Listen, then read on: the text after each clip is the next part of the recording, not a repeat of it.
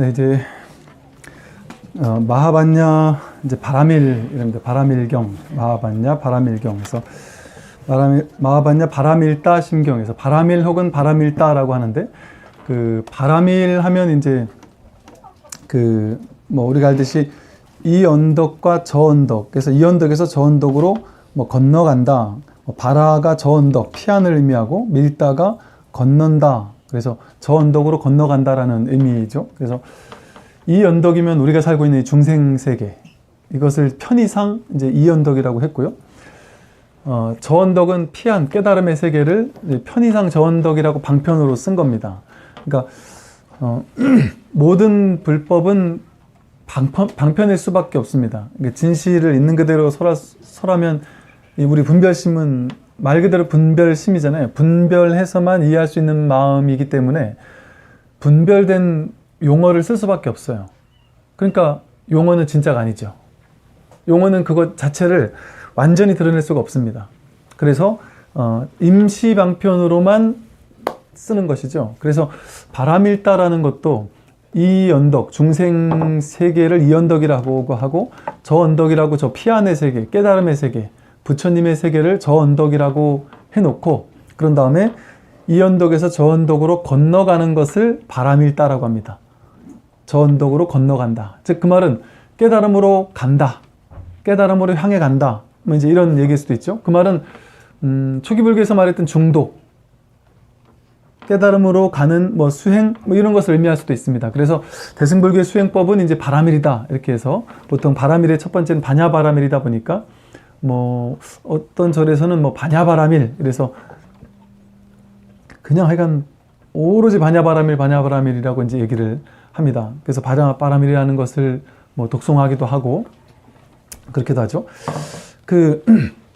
이 언덕과 저 언덕은 실제 없습니다. 당연히 없는데 이 편의상 방편으로 한 것이죠. 우리가 이해하기 쉽게 하려고. 그래서 이 언덕은 우리가 중생일 때를 이 언덕이라고 하고, 우리가 부처일 때를 저 언덕이라고 하고, 즉 우리가 허망한 허상에 집중하고 있을 때, 허상이 나를 집어삼키고 있으면서 허상으로서만 살 때, 그때를 이제 이 언덕이라고 하고, 그게 아니라 이제 실상에 뿌리를 내리고 사는 그것을 이제 저 언덕이라고 합니다. 그래서 이 언덕에서 저 언덕으로 따로 갈 것은 없지만 우리가 이해하기 쉽게 표현을 하느라고 이렇게 방편으로 했고요. 또 이제 여기서는 이 언덕의 종류, 이 언덕은 괴로운 중생들이 사는 곳이잖아요. 그래서 중생들이 사는 이 언덕의 종류를 뭐 지옥, 악귀, 축생, 인간, 수라, 천상, 이렇게 육도윤회한다 그러죠. 육도윤회하면서 인간들은 온갖 괴로움을 당하고 산다. 선행을 많이 하는 사람을 천상세계로 간다. 악행을 많이 하는 사람은 지옥세계로 간다. 탐진치 삼독이, 우리 번뇌망상, 분별심을 핵심으로 줄여보면 탐진치 삼독이라고, 세 가지 독이라고 하는데, 탐내는 마음을 많이 일으키면 욕심이 많고 하니까 악귀라는 지옥, 욕심 많은 이들이 가는 악귀 지옥을 만들어 놨고, 또 진심, 화내고 썩내는 것을 많이 하는 사람은 수라 지옥으로 간다. 그 다음에 이제 어리석은, 뭐 개나 돼지나 이런 어리석은 존재들, 축생의 세계라고 이렇게 배당을 해놨습니다. 그래서 이렇게 선악, 탐진치, 삼독에 따라서 인간계까지 해서 이제 육도를 이렇게 설정을 해 놓은 것이죠. 설정을 해 놓은 겁니다.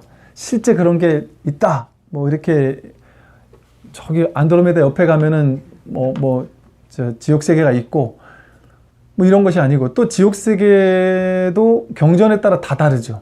뭐 파란 지옥, 팔열 지옥을 얘기하는 경전이 있고, 또 뭐 지옥세계를 또 다르게 묘사하는 것이 있고, 그것은 이제 다 방편이라는 소리입니다. 그러니까 이렇게도 설명할 수 있고 저렇게도 설명할 수 있죠. 근데 이 지옥세계라는 것 자체가 이 육도가 바로 인간계 안에 고스란히 있는 것이죠. 아주 욕심이 많고 막 그런 사람은 지금 이 순간에 그냥 악귀지옥을 경험하고 있는 것과 똑같습니다.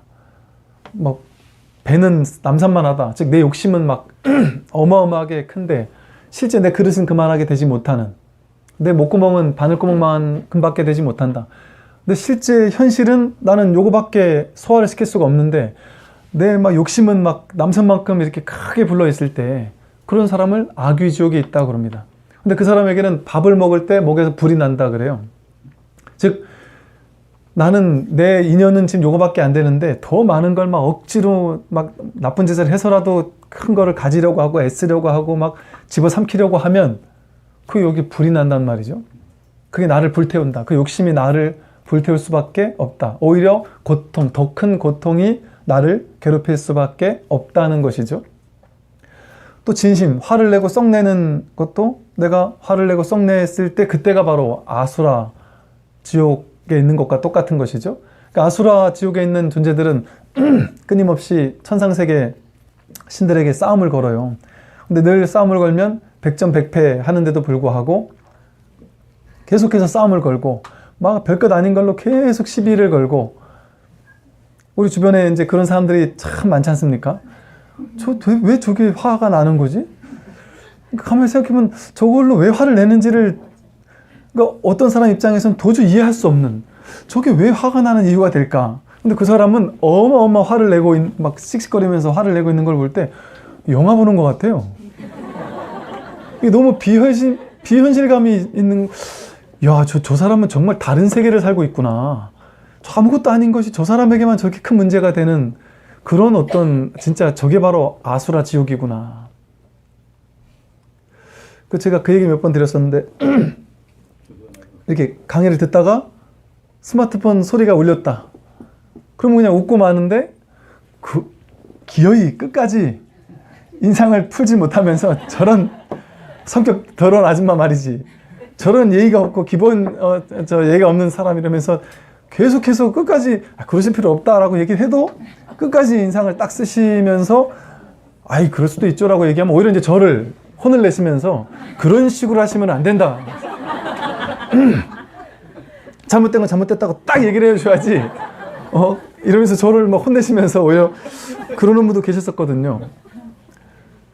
그게 그 스마트폰 소리가 딴 사람에게는 그냥 웃어넘길 수 있는 그냥 아무것도 아닌 일이 될 수 있는데, 어떤 사람에게는 그거는 엄청난 예의범절이고 그걸 어기는 것은 아주 잘못한 거라고 본인은 그렇게 생각할 수도 있는 것이죠. 그 사람은 본인 스스로 만들어낸 그 틀, 공중 도덕을 지켜야 되고 뭐 이런 틀에 스스로 너무 큰 어떤, 물론 그거를 뭐 말하고 그렇게도 얘기하고 그럴 수는 있겠죠. 그래도 좀 주의해 주세요 하고 얘기할 수 있겠죠. 그러나 그걸 가지고 내 스스로 막 고통받을 필요까지는 없는 것이죠. 근데 그 사람은 본인 스스로 만들어낸 아수라 지옥에 스스로가 빠져서 살고 있는 것이죠. 그러니까 확실하게 그 아수라 지옥이든 악귀 지옥이든 자기가 만드는 겁니다. 남들이 봤을 땐 전혀 이해할 수가 없어요. 왜 저걸로 화를 내는지, 왜 저렇게 허영된 욕심을 부리는지를 이해할 수가 없는 것이죠.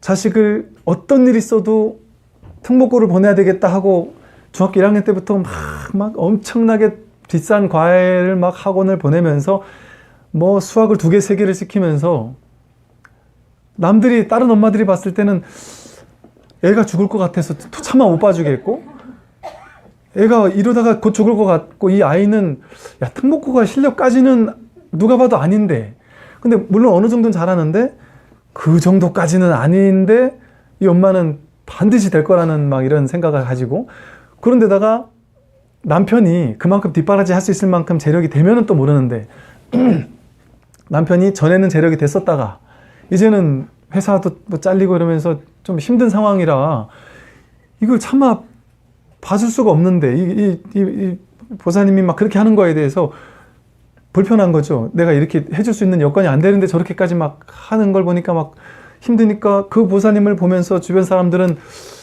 그 보사님 눈에 이렇게 막 불이 보인다고, 불이 막 활활 타는 게 보인다고. 만화 영화 같은 거 보면 막 돌아요. 눈에 막 불이 있잖아요. 눈이 막 불이 막 타고 있는데 그 불타는 것이 남들은 다 보이는데 본인은 안 보이는 거예요. 그리고 그 아이하고 얘기를 해보면 그 아이는 너무 힘들고 너무 정말 죽겠다고 하는데 그 엄마랑 얘기하면 그 엄마는 딱 그런다는 거죠. 나는 제가 하고 싶어서 하는 거지 내가 원해서 하는 게 아니다. 난 언제든 안 해도 괜찮아. 이렇게 얘기한다는 거죠. 본인은 그렇게 생각하는 거예요. 본인을 못 보는 겁니다. 제가 전에 그 말씀 드렸죠. 그 애니어그램 예전에 공부할 때 보면 애니어그램 2번 유형이라 해서 나는 옳다. 자아관념이 나는 옳아. 이게 너무 강한, 내 인생을 사는데 제일 중심이 되는 게 나는 옳다라는 생각을 가지고 인생을 사는 사람. 그 사람 법 없어도 사는 사람이에요. 자기가 옳다고 생각하는 건 철저하게 지키고 사는 사람. 그 대신 나는 옳다라는 게 내 인생의 가장 중요한 자아관념이다 보니까 남들이 틀린 걸 못 봐주는 거예요. 근데 그건 진짜 옳은 게 아니라 내가 봤을 때 옳다고 생각하는 옳음이잖아요. 남들이 봤을 땐 다른 게 옳을 수도 있는데 내가 옳다고 생각하는 걸 남들에게도 강요하는 사람이죠. 남들에게 자기 옳은 걸 너무 강요하는 완전, 그래서 남들이 너무 스트레스 받는 그런 사람이 이제 그 조직에 있었단 말이죠. 그 애녕은 2번 공부를 하는데 같이 공부하는 사람들 전부 다 100% 전부 다 그 2번을 딱 듣자마자 바로 그 사람을 다 떠올렸습니다. 야, 100% 저 사람이다. 여기 뭐 100% 저 사람 완벽한 2번 만점일 거다 이렇게 생각을 다 했어요. 너무너무 어이없는 것은 그분이 정작 2번을 공부하면서 야, 이런 사람이 있더라. 이런 사람 얼마나 스트레스 받겠어? 그리고 얘기를 하길래 전부 다 우리 서로 눈을 보면서 너무 어이없는 눈빛으로 아니 당신이 딱 정확히 2번입니다 라고 누가 너무 답답해서 얘기를 해줬어요. 그랬더니 발끈하면서 내 인생의 모토가 고집하지 말고 살자인데 말도 안 되는 소리 하지 마라. 나는 전혀 내 고집과는 상관이 없는 사람이다. 나는 내 인생의 모토가 내 고집 부리지 않고 사는 건데 너희들 정말 나를 잘못 알고 있다. 여러분들 나를 잘못 알고 있다. 야, 정말 그 얘기를 그 사람이 2번이라는 걸 납득시키는데 그 많은 사람이 벌떼같이 달려들어서 몇 시간을 설명해 줘서야 몇 시간 후에 야, 너무 충격적이다. 내가 그런 성향이 있다라는 거를 이제 요만큼 인정하시더라고요. 요만큼 인정하면서 야, 진짜 그런 것 같기도 하네. 완전 인정을 그때까지도 못 하시고 그때 정말 깜짝 놀랐습니다. 야, 그때 그분의 그 반응을 보고 모두 다 충격받았어요. 아, 본인의 성향을 본인은 이렇게도 모를 수 있구나. 자기 자신을 자기는 절대 몰라요. 그런데 안다고 생각합니다. 안다고 생각하고 자기가 자기를 모르니까 자기를 이렇게 거울처럼 비춰줄 수 있는 사람이 없는 거예요. 그런데 이게 나이가 들면 들수록 높은 자리에 올라가면 올라갈수록 그걸 있는 그대로 얘기해 줄 수 있는 사람이 없습니다. 또 특히나 자기 성격이 좀 안 좋은 사람일수록, 화를 잘 내는 사람일수록 주변에서 그 얘기를 절대 못 해줍니다. 절대 못 해줘요. 괜히 얘기했다 그 사람과 의상하고 괜히 사회 안 좋아지고 이럴 필요가 없잖아요. 그냥 그러려니 하고 살아라. 근데 어느 날 이래 살다 보면 갑자기 세상 사람들이 나한테 안 다가오고 내가 왕따가 되는 것 같고 이런 걸 느껴요. 근데 그게 본인 탓이라는 생각은 못 합니다. 그리고 그분이 그러시더라고요. 내가 한창 잘 나갈 때는 나에게 탁 이렇게 잘하더니 내가 딱 이 일이 끝나고 나니까 다 나를 왕따 취급한다 이러면서 세상 사람들 다 나쁜 놈들이라고. 그러면서 이 세상에 정말 내가 뭔가 가지고 있을 때만 나를 좋아하고 내가 없으니까 나를 싫어하는 사람이라 면서 세상 사람들을 다 나쁘다고 얘기를 하는데 제가 요만큼 올라오는데 그것 때문에 그런 게 아니고 교사님이 돈이 많았을 땐 사람들이 오다가 돈이 없어졌다고 안 오는 게 아니고 높은 자리에 있을 때라고 한 게 아니고 거사님의 성격 때문에 그렇다는 생각은 안 해보셨나요? 라고 이만큼 올라오는데 참 그분이 저한테 정말 공부를 딱 배우겠습니다 하고 이렇게 이런 분이라면 저도 얘기를 했을 거예요. 근데 이제 이런 얘기가 있더라고요. 그런 허물을 얘기할 때는 자기가 자기보다 권위가 몇 배 높다고 생각하는 사람에게는 그런 얘기를 해도 먹히는데 그렇지 않다고 생각하는 사람에게는 그게 전혀 먹히지 않는다. 확실합니다. 그래서 그 얘기를 해줄 수 있는 사람이 있고 못 해주는 사람이 있어요. 그러니까 사실은 마음을 확 연 사람에게는 그런 얘기를 해줄 수가 있지만 그렇지 않은 사람에게는 전혀 그런 얘기를 해줘도 안 되고 해줘봐야 욕만 얻어먹고 해줘봐야 본인이 그걸 바꾸질 않아요. 그러니까 그 사람은 평생 자기를 마음을 열기 전까지는 자기 자신이 어떤 사람인지도 모르고 살아가는 것이죠. 그러니까 그런 어떤 이런 것에 빠져있기가 사람들이 참 쉽습니다. 이처럼 내 안에 지옥도 있고 악귀도 있고 축생도 있고 어리석은 중생심 망상을 따라가서 살잖아요. 모두 다. 그게 축생이에요. 개, 돼지, 고양이가 축생이 아니고 개, 돼지, 고양이는 어찌 보면 그 실상으로서 살잖아요. 배고프면 먹고 주면은 좋으면은 좋아하고 맛있는 거 많이 주면 그냥 좋아하고 그냥 단순하잖아요. 막 분별 머리 굴려서 살지 않거든요. 그러니까 우리가 어찌 보면 강아지나 고양이를 보면 그렇게 좋아하는 사람들이 보면 그거 되게 순수하거든요. 보면은 강아지들을 뭐 얘기 들어보면 저기 아는 스님들 얘기를 들어보면 그 강아지가 너무 지혜로워서 정말 이 스님이 절이 불날 때 이 스님을 정말 이 문을 어떻게 강아지가 박차고 들어올 수가 없는 상황이었는데도 불구하고 이 불난 것 때문에 이걸 살리기 위해서 정말 온 힘을 다해가지고 문을 막 그냥 거의 막 부수다시피 하면서 스님을 깨워가지고 살게 되고 막 그런 일이 몇 번을 겪고 나서는 정말 내 자식도 저렇게까지 사랑할 수 있나 싶을 정도로 스님이 뭐 저렇게 개에 저렇게 집착이 있나 싶을 정도로 처음에는 모르는 사람은 그렇게 생각을 했었을 정도예요. 근데 얘기를 듣고 보니까 정말 그렇게 정말 그러는 것이죠. 그러니까 그런 개, 돼지, 고양이 이런 게 축생이 아닙니다. 정작 축생은 어리석은 것이 축생이에요. 어리석음은 뭐냐? 반야지혜가 없는 것. 실상이 아닌 허상을 실상으로 착각하는 것. 그것을 반야심경에서는 전도몽상이라고 부릅니다. 뒤집힌 것이죠. 허상을 진짜라고 알고 실상은 제껴놓고 사는 거예요. 허상을 진짜라고 하는 거죠. 내 머릿속에 개념을 진짜라고 하는 거죠. 난 알아라고 하는 생각을 진짜 아는 걸로 착각하는 거죠. 그러니까 사실은 뭐 대학 교수님이라고 똑똑한 것이 아닌 거죠. 어른이라고 더 똑똑한 게 아닌 것이죠. 개, 돼지보다 사람이 더 똑똑한 게 아닌 것이죠. 지식적으로 뛰어나다고 진짜 뛰어난 게 아닙니다. 사회적으로 돈도 많이 벌고 저명하고 이런 분들이 TV 언론에 나오는 거 보면 정말 말도 안 되는 범죄를 저지르고 정말 말도 안 되는 진짜 몹쓸 짓을 하고 그게 저는 처음엔 좀 이해가 안 됐었어요. 나중에는 좀 이해를 했던 게 처음에는 저는 높은 자리에 계시고 뭔가 돈도 많이 벌고 뭔가 저명하고 이런 분들은 다들 성품도 완전할 것이라고 그렇게 생각을 했었죠. 어릴 때는. 근데 그게 전혀 아니지 않습니까? 그런데 그렇게 또 높은 자리에 계시고 이런 분들 중에도 정말 성품까지도 정말 지혜롭고 마음공부도 열심히 이런 분들 당연히 계세요. 돈이 없든 뭐 낮은 지위에 있든 이런 분들 중에도 똑같이 정말 지혜로운 분이 계시고 그렇지 않은 분도 계시고요. 그러니까 사실은 이 마음 공부의 이 실상의 공부에서는 공부의 눈으로 봤을 때 반야 지혜의 눈으로 봤을 때는 우리 눈으로 보는 것과는 다른 세계가 펼쳐지죠. 겉으로 봤을 때 잘나고 뭐 화려하게 입고 다닌다고 진짜 잘난 게 아닐 수 있죠.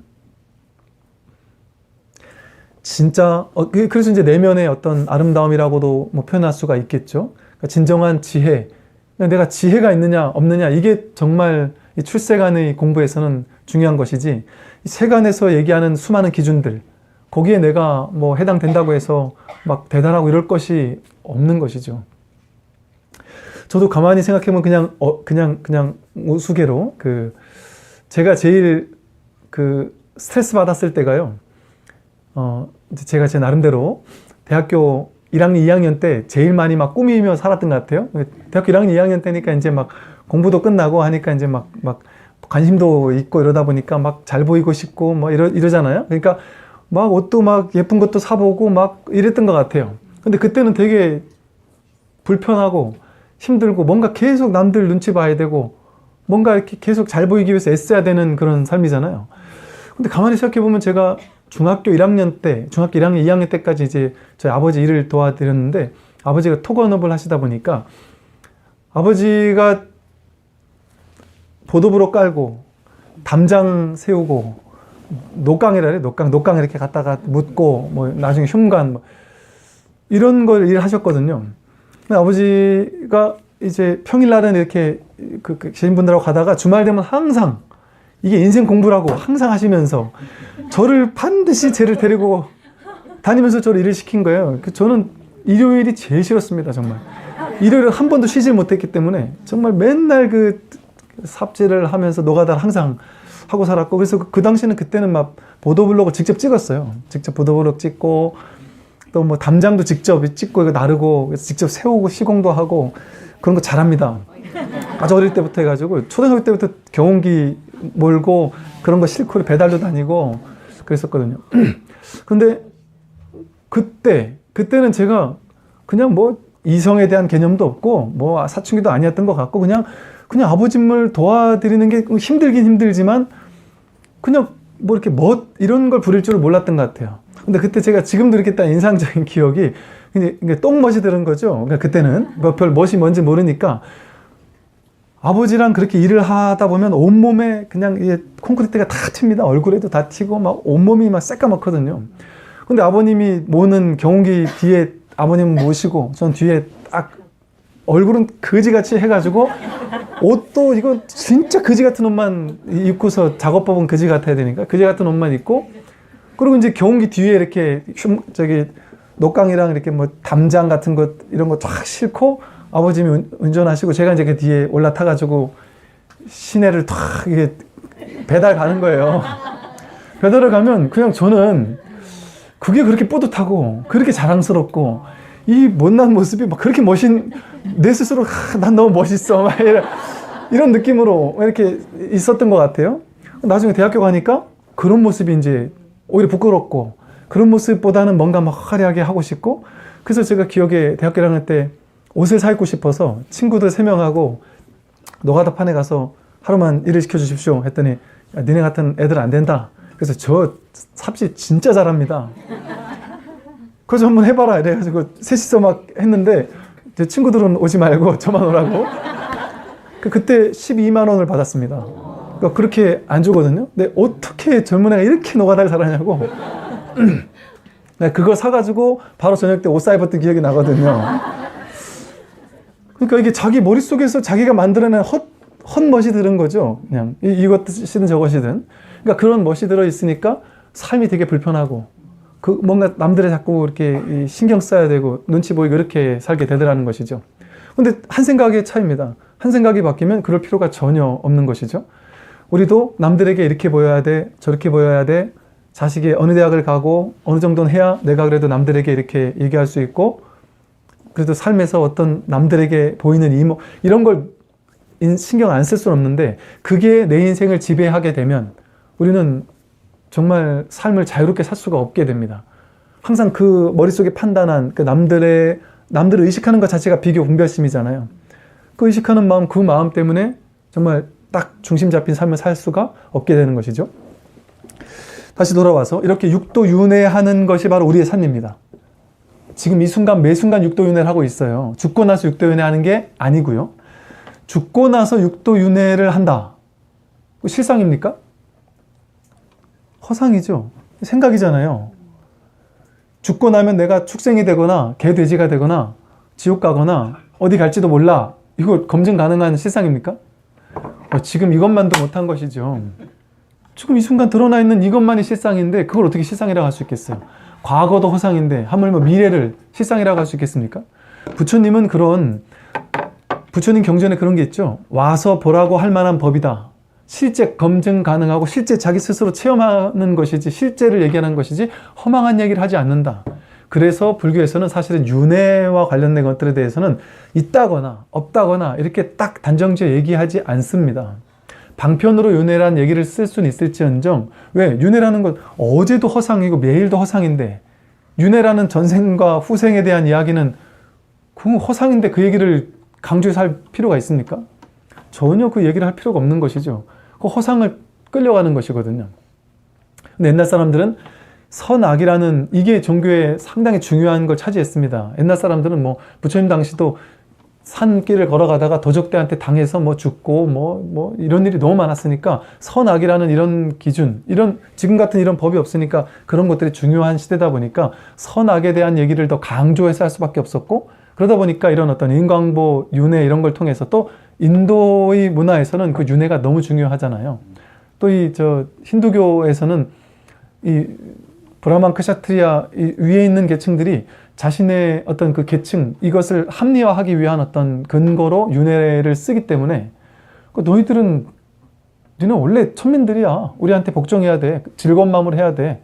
윤회를 그런 식으로 이렇게 써먹었기 때문에 그걸 더 강조했던 면이 있습니다. 그래서 거기에 과도하게 우리가 이렇게 천착할 필요가 전혀 없는 것이죠. 왜냐하면 실제 실상을 얘기하는 것이 아니기 때문에. 그래서 이렇게 지금 이 순간에 우리는 매 순간 육도윤회를 근데 마음 하나로 육도은혜를 항상 경험하며 살고 있다는 것이죠. 이렇게 지옥 악의 축생을 계속해서 왔다 갔다 하면서 탐진치 삼독을 왔다 갔다 하면서 선악을 왔다 갔다 하면서 머릿속에 생각, 개념, 분별심 이거를 쫓아다니면서 중생심에 사로잡혀 있는 것을 육도 윤회를 한다 이렇게 표현을 합니다. 우리는 하루에도 수십 번씩 마음이 왔다 갔다 하잖아요. 육도 윤회를 왔다 갔다 하고 있는 겁니다.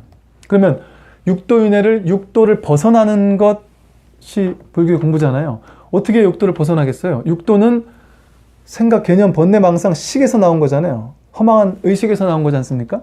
그러니까 의식 너머에 분별하지 않는 무분별지, 반야지혜, 실상을 바라보는, 실상에 서 있는, 실상을 바라보는 지혜, 그것이 육도윤회를 벗어나는 길입니다. 그래서 지옥, 악의 축생, 인간수라, 천상이라는 6개의 이 언덕이 있고 저 언덕은 불세계, 부처님의 세계, 불국토라고도 하고 하는 불세계가 있습니다. 근데 이 세계에서 저 세계를 가려면 고해바다를 건너야 된다 그래요. 왜냐면 인간은 괴로움이잖아요. 고해바다를 건넌다라는 말은 고를 끝낸다라는 소리입니다. 그래서 고해바다를 건너가려니까 바다를 건너가니까 배를 타고 가야 되잖아요. 그러니까 배를 탄다라고 해서 탈 승자를 써서 대승, 그러면 모두가 함께 가는 배, 함께 타고 갈 수 있는 배, 대승불교. 소승불교는 내 혼자 타고 가는 배, 소승불교. 그리고 이 언덕에서 저 언덕으로 가는 데는 방법이 있다는 것이죠. 수행 방법이 있다는 것이죠. 방법에 따라서 부처님은 이 성문영각 보살이라는 삼승을 얘기를 해요. 성문은 성문, 소리를 듣고 깨닫는다는 겁니다. 법문을 듣고 깨닫는다. 그게 성문승입니다. 부처님 당시의 제자들은 전부 다 성문승이었어요. 부처님은 연각이라고 볼 수가 있죠. 부처님은 스스로 12연기를 깨달아서 스스로 부처가 되셨으니까. 그러니까 부처님은 어찌 보면 연각승입니다. 그런데 부파불교가 워낙 왜곡되고, 부파불교는 부처님 당시의 불교를 해석하고 막 현학적으로 연구하고 이런 불교, 아비달마 불교다 보니까 이게 나중에 막 연구만 하다 보니까 글자에 막 천착이 되어서 불교의 본질을 잊어버렸던 것이죠. 그러다 보니까 대승불교가 나오면서, 대승불교가 나오려면 필연적으로 잘못된 삿된 걸 타파해야 되잖아요. 깨야 되잖아요. 부파불교의 그런 잘못된 부분을 깨기 위해서 부파불교를 전반적으로 타파하고 깨뜨리면서 대승불교를 딱 세운 겁니다. 그러다 보니까 대승불교 수행자들이 부파불교의 수행자들을 폄하하기 시작했어요. 그래서 폄하하기 위한 목적으로 성문승과 연각승을 아주 삿된 수행자들이고 보살승이 최고다. 보살승은 대승불교의 이상적인 수행자를 보살승이라고 했으니까. 그러니까 이건 그런 방편으로 쓴 거예요. 그러나 실제 성문승, 연각승이 잘못된 사람들이 아니죠. 부처님께서는 연각승이라고 볼 수도 있고, 또 부처님의 제자들은 부처님의 법문을 듣고 소리를 듣다가 법문을 듣다가 깨달았으니까 성문승입니다. 그래서 이렇게 성문승과 법문을 듣다가 깨닫거나 스스로 연기법을 깨달아서 체득해서 깨닫거나 보살승, 대승불교에서 말하듯이 대승의 공사상을 깨닫는 것, 그리고 일체 모든 중생들이 함께 공부해 갈 수 있도록 일체 모든 중생들에게 베풀고 자비를 나누고 그러면서 함께 가는 이 공부, 이런 어떤 보살, 이런 보살 수행자, 이것을 세 가지라고 해서 성문승, 연각승, 보살승이라고 해서 3승의 세계가 있다고 합니다. 이거 이제 10법계라고 6개, 3개, 1개 이렇게 해서 10법계라고 부르는데요. 이 10법계가 곧 하나의 법계입니다. 사실은. 근데 이제 이렇게 편의상 이 언덕, 저 언덕, 그리고 이 언덕을 건너가는, 타고 가는 성문승, 연각승, 보살승이 있다 이렇게 해놓은 것이죠.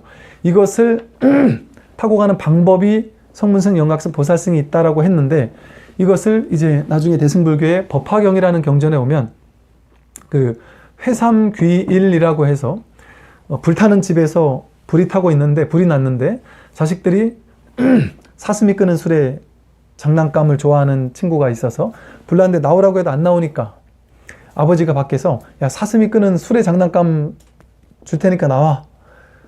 또 소가 끄는 술에 장난감 있으니까 나와. 또 하나 뭐죠?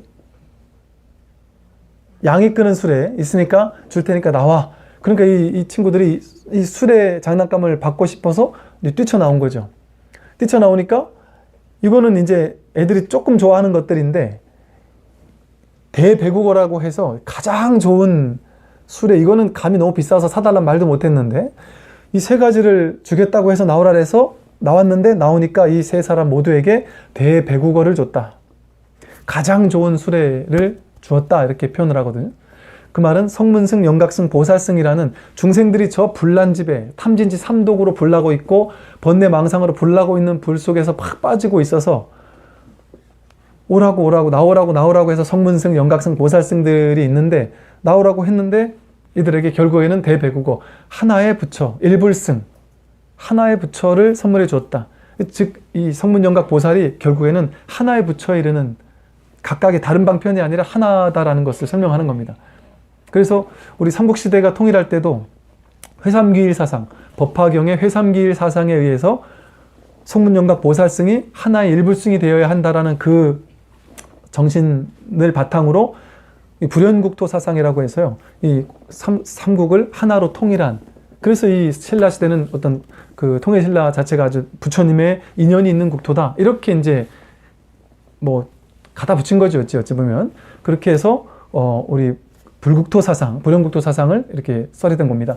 이처럼 지금 이 하나의 진실밖에 없는데 중생들이 다양한 번뇌망상의 6가지 종류의 다양한 번뇌망상에 시달리면서 육도윤회의 괴로움에 빠져 있기 때문에 그것을 건져주기 위한 다양한 방편을, 수행법을 쓴 것이죠.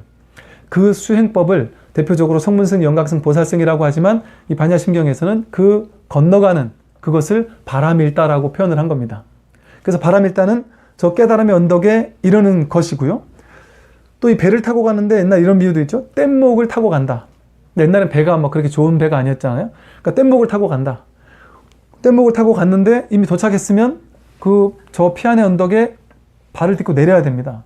내려야 되는데 야, 이 뗏목이 좋아서 나는 이 뗏목에 살래 하면 영영 그 피안에 내릴 수가 없다는 것이죠. 그래서 깨달음을 얻기 위해서는 이 방편, 뗏목을 버려야 된다. 방편을 버려야 된다. 그래서 부처님이 말씀하신 모든 말, 언어, 방편, 그래서 방편반야라고 한다 그랬죠. 방편으로 된 모든 문자, 언어에 사로잡히면 안 되고 그것을 버려야지만 참된 진실에 도착할 수가 있다라고 하는 것이죠. 그래서 이렇게 바람일다라고 하면 반야를 증득하는 것을 바람일이라고 하겠죠.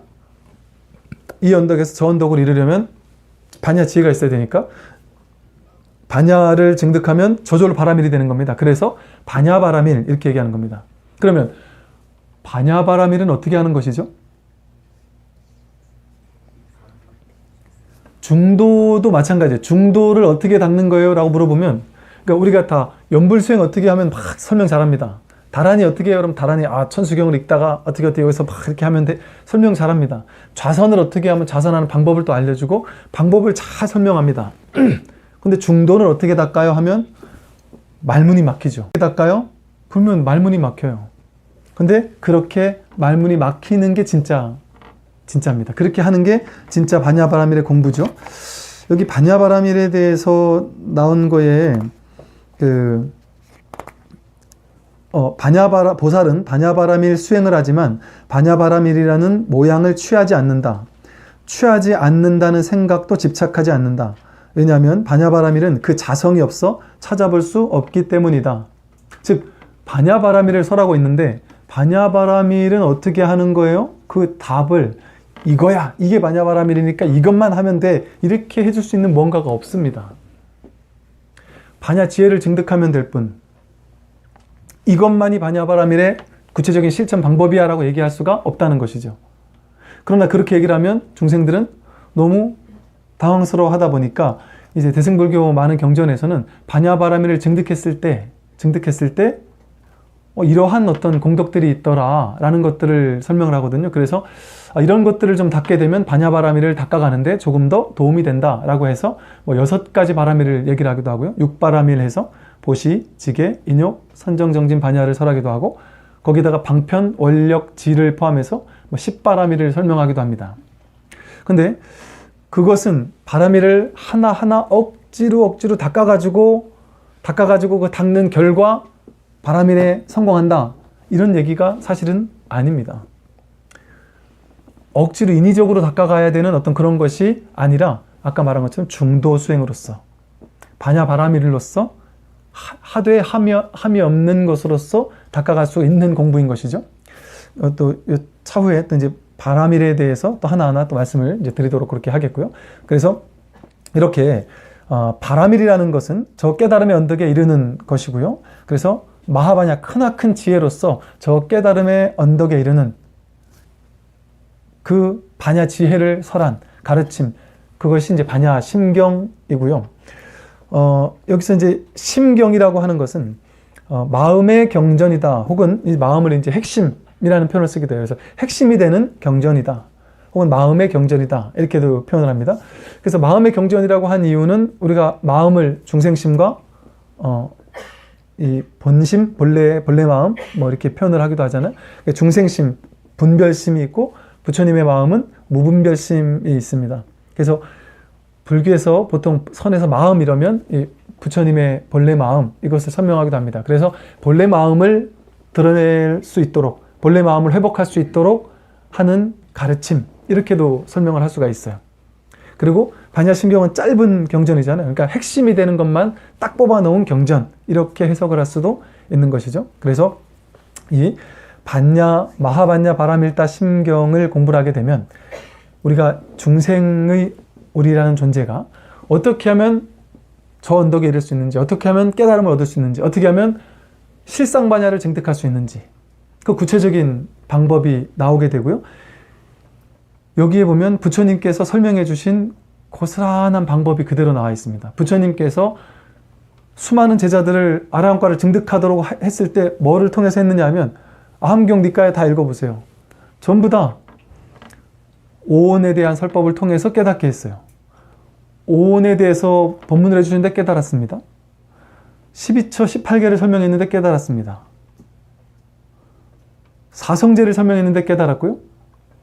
8정도를 설했고 12연기를 설했고 또 4념처를 설했습니다. 여기 고스란히 그 얘기가 나옵니다. 무아를 설했고요. 그 얘기가 전부 다 여기 나오고 있습니다. 그래서 초기 불교 경전을 보면 우리가 딱 느끼는 것이 이상하다. 우리 기존에 우리가 기도하던 것만 익숙해 있던 사람들은 초기 불교 경전을 보면서 좀 갸우뚱합니다. 지금 우리 불교에서 우리한테 가르쳐 주는 것처럼 염불해라, 독경해라, 다란히 해라, 몇십 분 동안 앉아서 좌선해라, 이런 방법론, 우리 방법론 엄청 많이 알잖아요. 집에서 기도할 때는 삼기하고 천수경 한 병 독송하고 절 한번 하고 뭐를 한번 하고 1시간을 해라.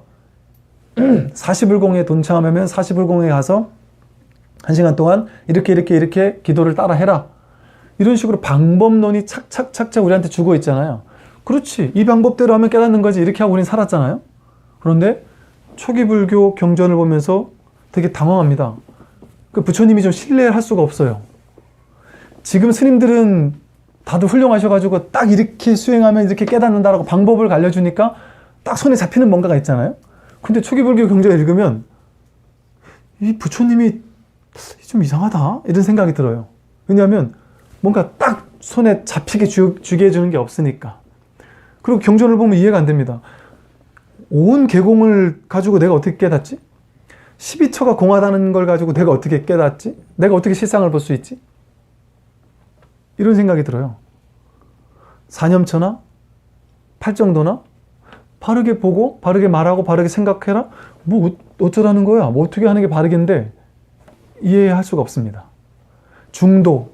그러니까 중도를 그래서 어떻게 하라는 건데 이런 질문이 자꾸 나오는 거예요. 중도를 실천해라 하면 중도를 어떻게 실천하냐고, 그 구체적인 방법을 가르쳐 주세요라고 하는 게 우리는 익숙해 있다 보니까. 그 익숙한 것들은 전부 다 뭐겠습니까? 분별법입니다. 분별법은 구체적인 방법을 얘기해줘서 이쪽에서 저쪽으로 가는 구체적인 방법을 설명해줘야 얘가 알아듣고 얘가 안주합니다. 그런데 이 공부는 어디에도 안주하지 않는 법이잖아요. 머물지 않는 법입니다. 어디에도 안주해서는 안 되는 법이에요. 아, 오케이, 여기만 안주하면 되는구나, 이런 게 있으면 진짜 법이 아닙니다. 아, 이렇게만 하면 되는구나 해서 거기에 딱 쥐게 되면 그걸 집착하는 거지, 그걸 어떻게 닦는 거겠어요. 어디에도 집착하지 못하게 만듭니다. 어디에도 발을 내딛지 못하게 만들어요. 이러지도 못하고 저러지도 못하게 만듭니다. 그게 중도의 목적입니다. 반야심경 공부를 할 때 계속해서 그러한 참된 중도, 참된 바라밀, 참된 반야바라밀은 지금 이렇게 제가 지난주, 이번주 두 번에 걸쳐서 계속 반야바라밀을 얘기했는데 그거 어쩌라는 거야? 명확하게 구체적인 방법이 없는데 그렇다고 없는 것도 아니에요. 없는 건 아니죠. 분명히 말씀을 드렸습니다. 방법 아닌 방법인 것이죠. 길 없는 길이고 하되 함이 없이 해야 하는 길인 것이죠. 이게 진짜 공부입니다. 근데 이 공부는 하는 것 같지가 않아요. 여러분 공부 지금 어찌 보면 그 어느 때보다 더 바른 공부를 하고 있는 것일 수도 있습니다. 그런데 옛날 10년 전에 내가 하루에 연불 3시간씩 했을 때, 다란히 막 108독씩 외웠을 때, 하루에 막 1000배씩 하고 이랬을 때, 그때는 공부 되게 많이 하는 것 같았는데 지금은 별로 공부하는 것 같지가 않을 수도 있고, 좀 숙제라도 좀 내주든지 집에 가서 이렇게 좀 공부해 와라. 근데 그것도 없으니까 일주일에 한 번씩 여기 오는 것밖에 없으니까 공부하는 것 같지가 않을 수도 있습니다. 얼마나 좋아요. 저는 옛날에 스트레스 엄청 받았거든요. 기도해야 되니까, 연불해야 되고, 뭐 독송해야 되고, 뭘 할 게 많고, 그걸 또 단계별로 나눠가지고 2단계 딱 끝나면 그 다음 단계 고행부 수행 막 만들어 놓은 절들도 많았습니다. 그걸 막 계속 시키는 거예요. 그 진도 빨리 나가면 훌륭한 수행자고, 진도 안 나가면 아주 비참한 수행자고. 그럴 필요가 없습니다. 제가 봤을 땐 여러분들이 이 먼 곳을, 지하철도 그래 멀진 않대요. 지난주 걸어가 보니까. 지하철까지 버스 타고 지하철 타고 멀리서 이렇게까지 어렵게 힘들게 여기까지, 또 이제 이 우리나라 한국 불교 신도님들의 정서가 땅에다가 기와 올려가지고 절을 딱 놓으면 여기는 좋은 절이고, 이렇게 뭐 빌딩이 하나 이렇게 한 층 이렇게 하면은 여기는 이상해 이렇게 생각하는 정서가 많은데도 불구하고 이렇게 열심히 찾아오시고 하는 것이, 사실은 이것이 제가 항상 뵐 때마다 참 감동적이고 놀랍습니다. 당연히 놀랍죠. 야, 이 공부에 대해서 이렇게 관심을 가지고 이렇게 귀하게 여기고 이 공부를 이렇게 하고자 하는 분들이 계신다는 것이 놀라운 일입니다. 왜냐하면 지금의 시대가 이게 귀하게 대접받는 시대가 아니거든요. 뭔가 돈이 나오는 뭔가도 아니고. 근데 이 공부를 하겠다라는 그 마음을 내고 발심을 한다는 그 자체가 참으로 정말 놀라운 일이고, 경전이나 이런 어떤 방편을 비유해서 본다면 어찌 보면 지금 이렇게 공부하는, 부처님 가르침을 공부하는 이런 회상에서 앉아서 공부하는 이것이요, 내 인생 80년, 100년 살아가는 인생에서 너무나도 귀한 순간들, 그 어떤 성취의 순간보다, 그 어떤 순간들보다 더 귀하고도 이런 순간일 수가 있습니다. 다만 이제 힘은 드실 것 같아요. 이렇게 다리도 아프고 막 무릎도 아프고 하실 텐데, 우리 보사님 진짜 훌륭한 수행자시다. 저게 다리를 쭉 뻗고 이렇게 들어주시면 돼요. 다리를 이렇게 탁 이렇게 뻗으시고. 진짜로 불교는 그 부처님께서 딱 바로 깨닫기 전에 6년 전에 벌써 깨닫기 직전에 포기한 게 고행주의잖아요. 고행주의는 불교가 아닙니다. 우린 그동안 지금까지 고행주의를 불교라고 생각해서 삼천배 하고 앉아서 꼿꼿하게 앉아야 되는 걸 수행이라고 생각하고, 꼿꼿하게 앉아서 한치도 흔들림 없는 거는 수행이 아닙니다.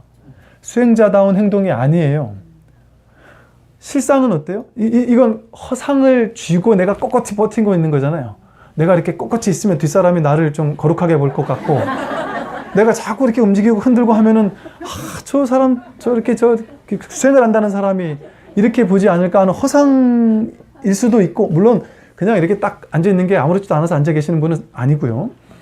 아프신 분들은 몸도 왔다 갔다 하고 다리도 피고 다리도 움직이고, 그게 실상작용에 그대로 응하는 겁니다. 실상이 다리가 아프니까 다리 피고 싶은 게 저절로, 내가 억지로 애써서 일어나는 게 아니라 저절로 피고 싶잖아요. 그럼 저절로 피면 됩니다. 저절로 움직이고 싶으면 저절로 움직이면 돼요. 그게 그냥 실상을 실천하는 것이지, 억지로 난 절대 다리 피면 안 돼, 그거는 허상을 쫓아가는 겁니다. 고행주의자가 되는 거예요. 고행주의자가 될 필요가 없습니다.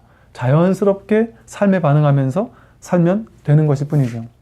그래서 이런 정도의, 어찌 보면 참 이렇게 2시간 앉아 계시는 게 정말 힘드신데, 이 정도의 뭐 고행까지는 아니잖아요, 그죠? 그러니까 막 이 정도의 중도적인 이 정도의 좀 애씀 노력과 이 정도 시간 투자하는 것을 가지고 그래도 이렇게 그 귀한 공부를 한다라는 마음을 가지시고서 이렇게 공부를 해 가신다면 정말 마하바냐 바라밀 할 수 있는 그런 어떤 공부가 되시지 않을까 싶습니다. 네, 오늘 한 주도 고생 많으셨습니다. 수고하십시오.